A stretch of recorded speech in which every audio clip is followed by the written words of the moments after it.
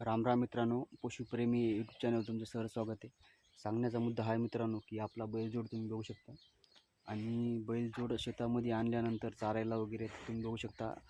पावसाळ्यामध्ये असे मोठ्या जे मच्छर असतात ते जनावराला खूप मोठ्या प्रमाणात डसतात ते, आणि त्यामुळे त्यांचं ब्लड वगैरे निघते. तर त्यावर जर काही इलाज असेल तर प्लीज कमेंटमध्ये सांगा. बघू शकता तुम्ही.